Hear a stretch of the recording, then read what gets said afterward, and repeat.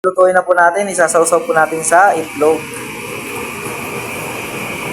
Ayan.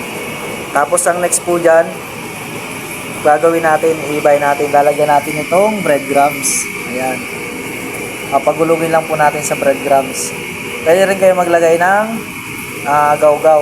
Pwede rin hindi. Basta pero mas masarap, ito lang breadcrumbs lang. Ayan. I-coating lang po natin siya ng maayos para maganda yung kalalabasan ng ating torta.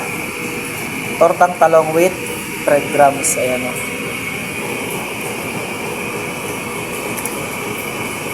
Ayan, iprito lang po natin siya ng lubog sa mantika.